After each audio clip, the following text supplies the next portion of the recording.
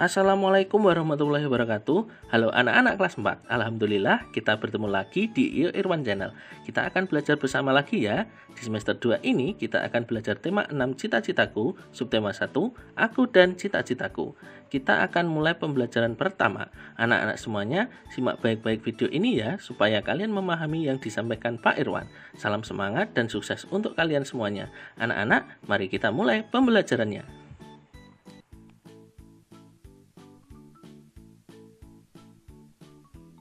Anak-anak kelas 4, kali ini kita akan belajar pembelajaran kelas 4, tema 6, subtema 1, pembelajaran 1. Nah, dalam pembelajaran ini, kompetensi dasar yang akan kalian pelajari berkaitan dengan muatan pelajaran bahasa Indonesia KD 3.6, menggali isi dan amanat puisi yang disajikan secara lisan dan tulis dengan tujuan untuk kesenangan, dan KD 4.6 melisankan puisi hasil karya pribadi dengan lafal, intonasi, dan ekspresi yang tepat sebagai bentuk ungkapan diri. Kemudian untuk muatan pelajaran IPA, KD 3.2 membandingkan siklus hidup beberapa jenis makhluk hidup serta mengaitkan dengan upaya pelestariannya. KD 4.2 membuat skema siklus hidup beberapa jenis makhluk hidup yang ada di lingkungan sekitarnya dan slogan upaya pelestariannya. Untuk tujuan pembelajaran yang akan kita pelajari ada 4. Yang pertama, melalui kegiatan mengamati dan berdiskusi, siswa mampu mengidentifikasikan ciri-ciri puisi dengan benar. Yang kedua, melalui kegiatan membuat kesimpulan, siswa dapat menyajikan hasil pengamatan tentang ciri-ciri puisi secara terperinci.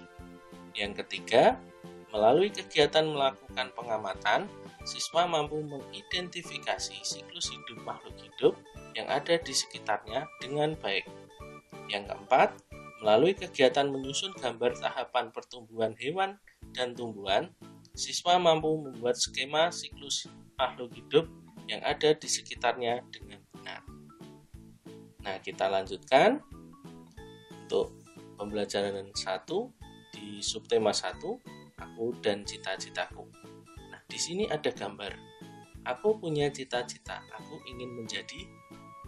Nah, setiap orang biasanya memiliki cita-cita. Nah, apakah kamu pernah membayangkan akan menjadi seseorang yang memiliki jabatan atau pangkat di suatu hari nanti? Apakah hal yang kamu bayangkan itu sebuah kegiatan yang berkaitan dengan pekerjaan? Lalu, apakah kamu pernah membayangkan kelak akan mengajar menjadi seorang pilot, arsitek, dokter hewan, atau pekerja seni? Nah, semua itu biasanya kita memiliki cita-cita atau harapan yang akan kita capai kelak di kemudian hari. Biasanya apa yang ingin kita capai itu berkaitan dengan pekerjaan yang kelak ingin kita tekuni. Nah, anak-anak, ayo mengamati.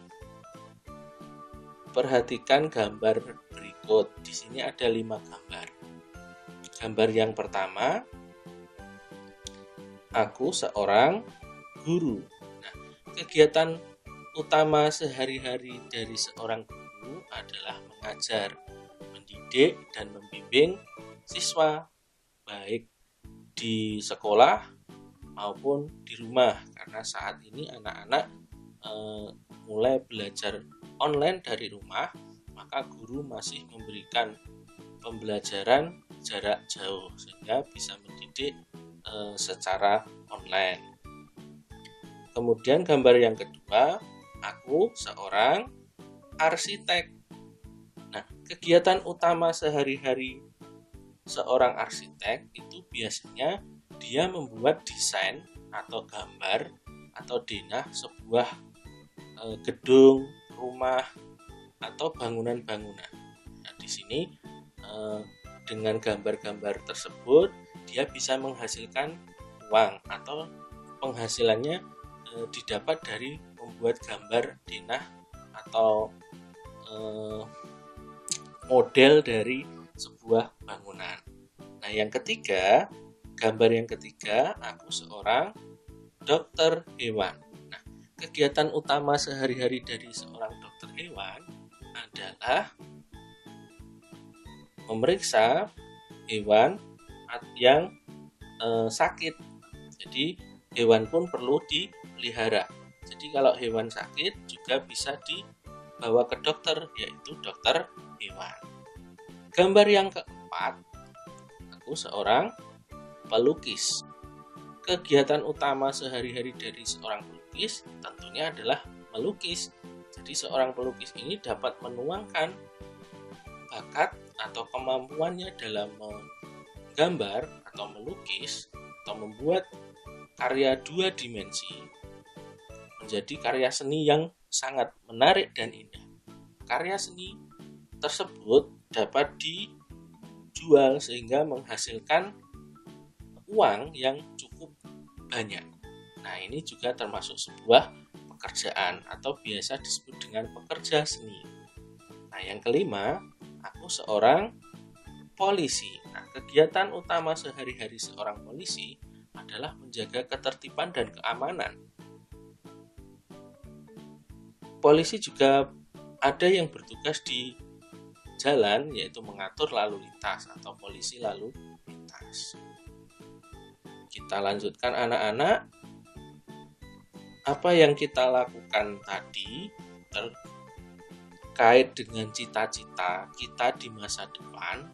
Nah, terkadang orang itu membuat sebuah cerita atau harapan terkait cita-cita yang akan dia gapai kelak di kemudian hari.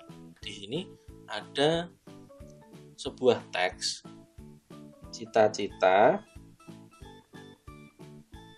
yang ditemukan oleh Udin. Di sini Udin menemukan teks cita-cita. Nah, tolong kalian baca teks berikut ya. Silahkan kalian baca mulai sekarang.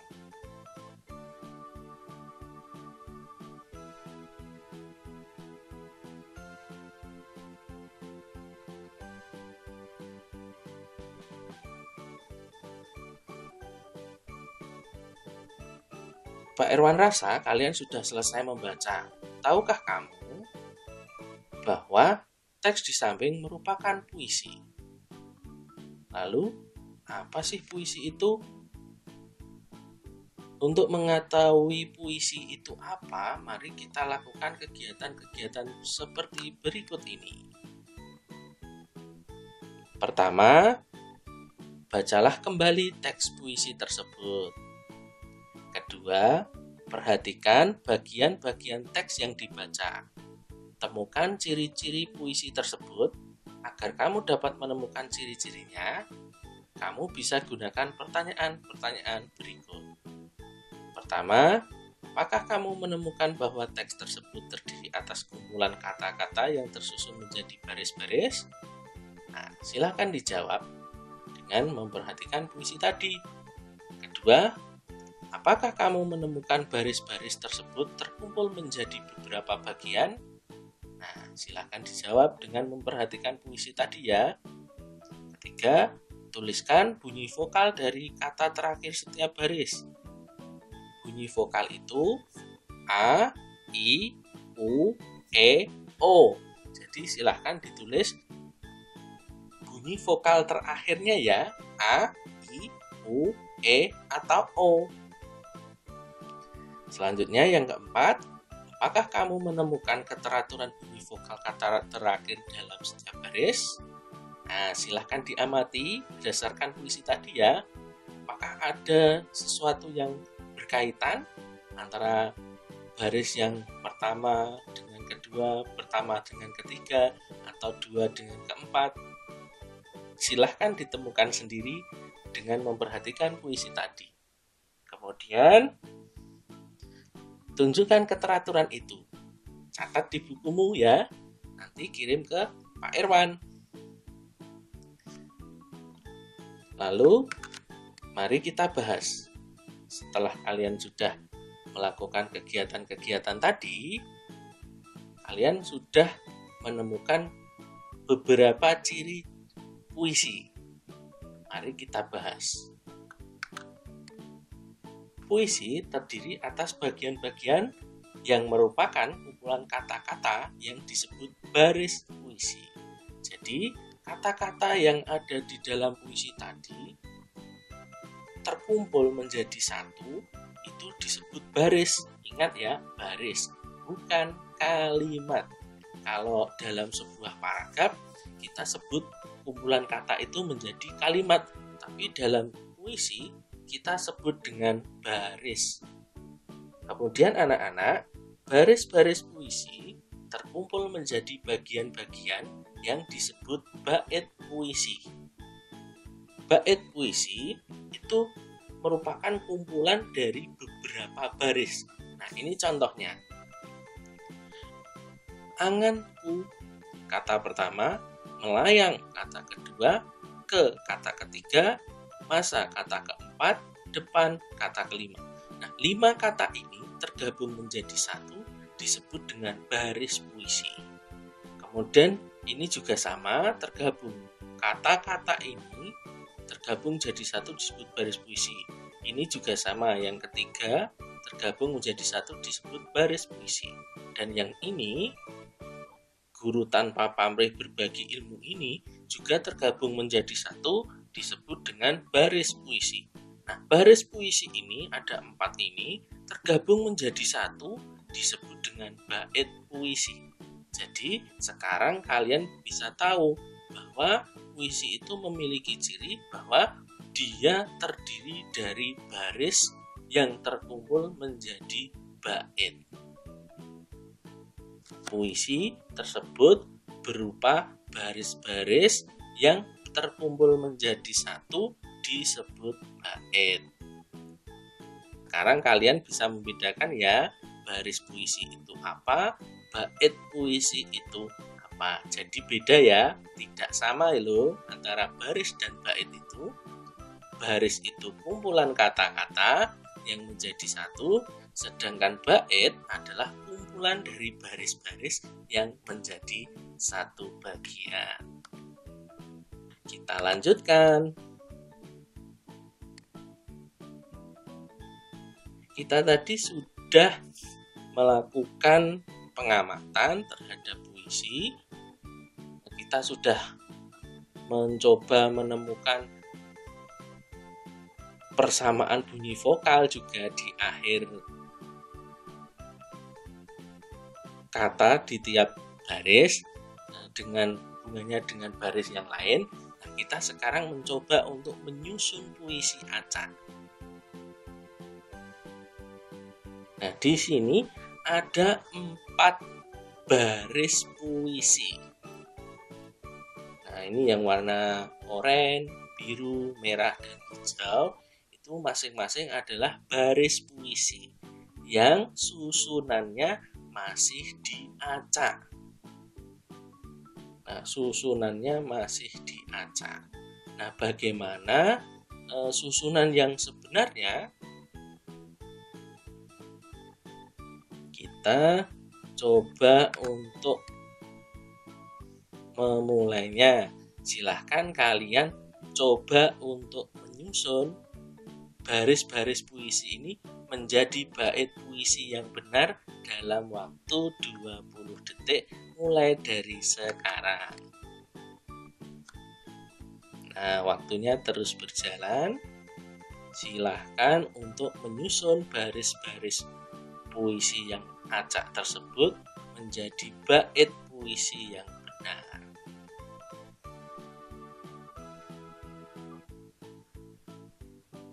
Waktunya sudah selesai. Kita coba lihat susunan yang tepat seperti apa sih?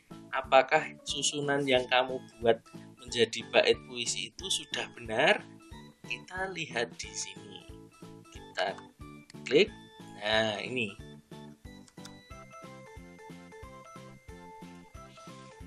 Guru selalu membimbingku. Guru mengajakku untuk maju. Sungguh berjasa guruku, ku ingin membalas jasamu. Itu adalah susunan yang tepat dari baris-baris puisi yang acak tadi. Bagaimana jawabanmu? Sudah cocok dengan ini? Sudah cocok? Wah, hebat sekali. Kita lanjutkan ya.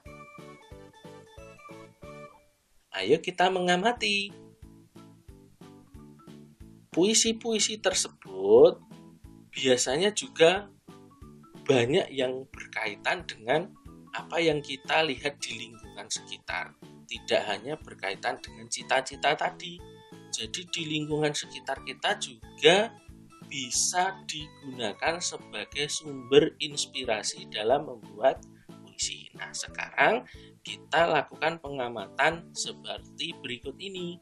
Keluarlah dari dalam rumah atau kamar, kemudian amati lingkungan sekitar.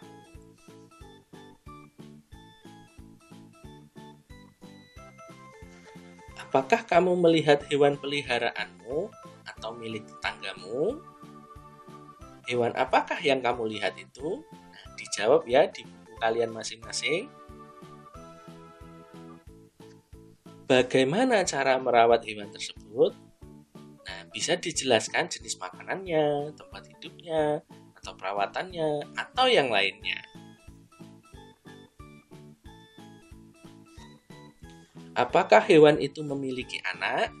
Jika punya anak, berapa anaknya? Hitung ya.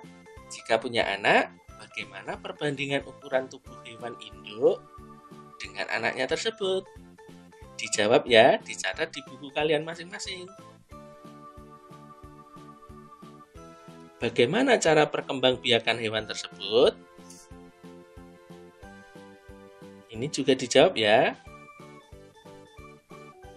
Lalu yang terakhir, jelaskan pula urutan daur hidup hewan tersebut dari yang paling kecil atau muda hingga paling besar atau dewasa. Dalam pengamatan ini, rubrik pengamatan yang akan dinilai oleh Pak Irwan sebagai berikut. Nah, ada 4 aspek pengamatan, yaitu menemukan hewan peliharaan, menjelaskan perawatan hewan peliharaan, menjelaskan perbedaan induk dan anakan, menjelaskan urutan daur hidup. Untuk mendapat skor 4, kamu harus memenuhi kriteria tersebut. Sedangkan untuk mendapat skor 3, kriterianya juga seperti itu. Jangan sampai dapat skor 2 atau 1 ya. Usahakan kalian mendapat skor minimal 3. Jadi kalian harus berusaha untuk melakukan pengamatan dengan sungguh-sungguh agar kalian mendapat skor yang bagus. Kita kembali lagi. Ini kalian lakukan pengamatan di sekitar lingkungan kalian. Tidak perlu jauh-jauh, di belakang rumah, di depan rumah. Jika kalian punya hewan peliharaan, amati hewan peliharaan kalian sendiri. Tapi jika kalian tidak memiliki hewan peliharaan, kalian bisa datang ke rumah tetanggamu. Tentunya harus minta izin ya untuk mengamati hewan peliharaan tetanggamu. Kita lanjutkan ya. Pembelajarannya kita lanjutkan. Sekarang kita masuk ke ayo membaca. Di sini ada bacaan. Silahkan kalian baca terlebih dahulu ya. Kalian bisa membaca di sini atau bisa juga membaca di buku tema 6 kelas 4 ya. Silahkan mulai dibaca.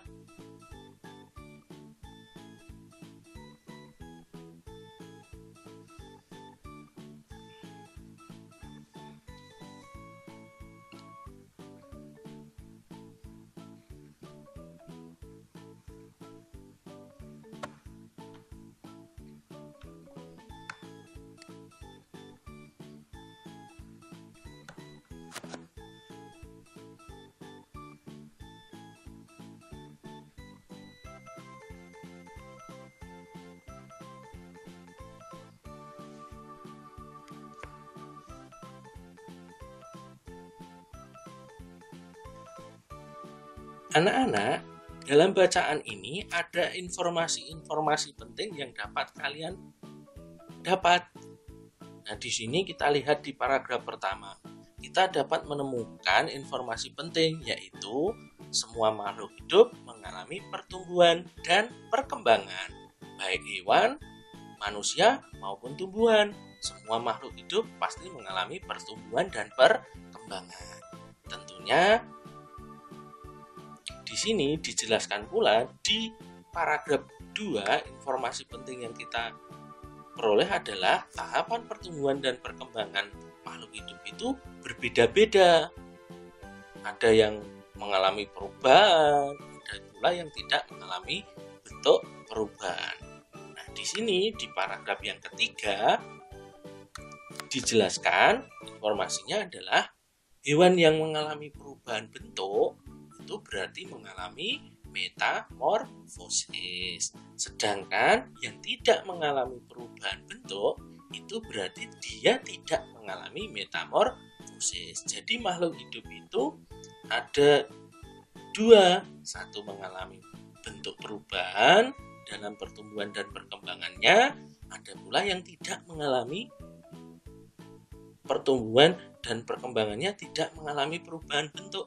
Nah, nanti kita bisa bahas kira-kira apa saja yang berubah bentuknya, apa saja yang tidak berubah bentuknya. Nah, kemudian di paragraf yang terakhir disebutkan bahwa yang mengalami metamorfosis pun ada yang mengalami perubahan bentuk yang sempurna metamorfosisnya, ada pula yang metamorfosisnya tidak sempurna. Nah, itu adalah informasi-informasi penting yang dapat kalian temukan dari membaca teks tersebut. Nah, kita lanjutkan ya. Nah, tadi kita sudah membaca, mari kita diskusikan gambar berikut ini. Nah, di sini ada gambar kucing. Nah, di sini bentuknya ada 3 yang berbeda. Ada 3 bentuk yang berbeda. Nah, urutan yang benar itu, kucing itu seperti apa sih? Nah, silahkan untuk dipikirkan selama 20 detik. Nah, waktunya terus berjalan. Silahkan dipikirkan urutan daur hidup kucing itu yang pertama yang mana, yang kedua yang mana, yang ketiga yang mana. Silahkan ditulis yang mana toh yang benar itu. Nah, sudah selesai waktunya. Mari kita lihat susunan yang tepat atau urutan yang tepat dari daur hidup kucing. Nah, seperti inilah yang tepat, dari yang paling kecil, yang masih muda, hingga yang dewasa. Kita lanjut ya. Nah, kita masih diskusikan lagi. Ayo berdiskusi. Nah, hewan apa ya ini? Nah, di sini ada ayam. Nah, ternyata kalau kucing tadi ada 3 tahap, untuk ayam ini ada 4 tahap. Nah, di sini bagaimana urutan yang benar? Ini kan urutannya masih keliru. Tolong kalian pikirkan urutan yang benar ya. Mulai dari sekarang 20 detik.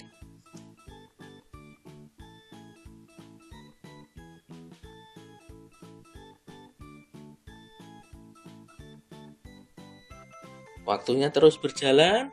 Dipikirkan urutan yang benar, mana yang pertama, mana yang kedua, 3 dan keempat. Nah, waktunya sudah habis. Susunan yang tepat seperti apa ya? Apakah sudah benar yang kalian urutkan? Kita lihat. Nah, dimulai dari telur menetas menjadi ayam kecil, menjadi ayam muda, dan ayam dewasa. Ingat, dari telur menetas menjadi ayam kecil, jadi ayam muda, dan terakhir ayam dewasa. Nah, anak-anak, lalu kita diskusikan kembali. 2 hewan tadi, kucing dan ayam, ayam. Manakah yang mengalami metamorfosis dan mana yang tidak mengalami metamorfosis? Nah, kira-kira mana ya? Ingat tadi, yang mengalami metamorfosis adalah yang mengalami perubahan bentuk, sedangkan yang tidak mengalami metamorfosis adalah yang tidak mengalami perubahan bentuk. Nah, silahkan untuk mulai memikirkannya selama 20 detik. Nah, silahkan dipikirkan kucing itu mengalami metamorfosis atau tidak mengalami metamorfosis. Lalu ayam itu mengalami metamorfosis atau tidak mengalami metamorfosis. Nah, waktunya sudah habis. Bagaimana ya jawabannya? Nah, kita lihat. Kita klik ini. Nah, kucing ternyata tidak mengalami metamorfosis. Mengapa? Urutan pertumbuhannya dimulai dari bayi kucing menjadi kucing muda, menjadi kucing dewasa. Baik bayi kucing, kucing muda, dan kucing dewasa bentuknya sama. Bentuknya sama, hanya besarnya atau ukuran badannya yang berbeda. Jadi tetap sama, kakinya tetap 4, punya kuping 2, mata 2, punya kumis, punya gigi yang tajam, punya ekor, punya cakar. Hanya ukurannya baik bayi kucing, kucing muda, dan kucing dewasa, ukuran badannya yang berbeda. Nah, bagaimana dengan ayam? Apakah mengalami metamorfosis atau tidak mengalami metamorfosis?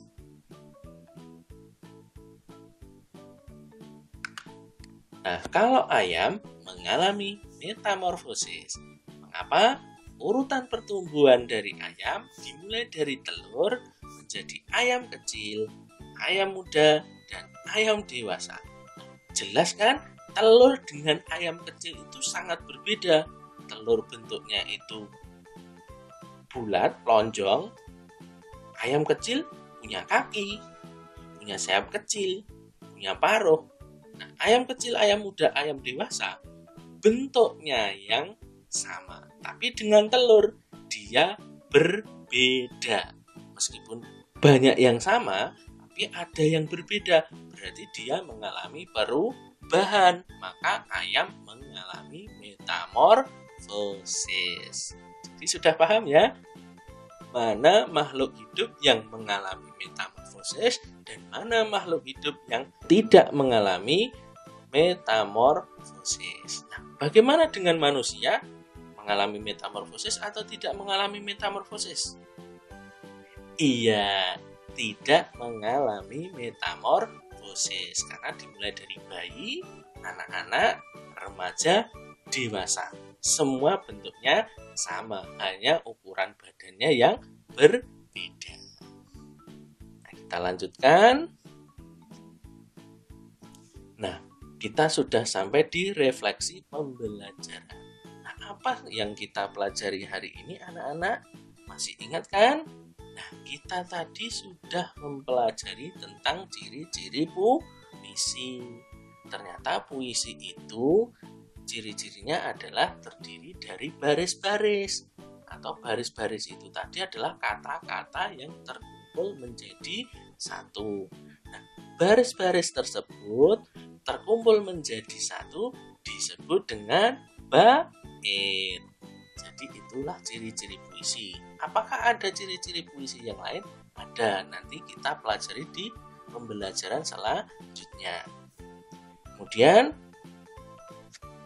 yang sudah kita pelajari selain ciri-ciri puisi adalah daur hidup makhluk hidup. Tadi kita sudah bisa membedakan makhluk hidup yang mengalami metamorfosis dan makhluk hidup yang tidak mengalami metamorfosis.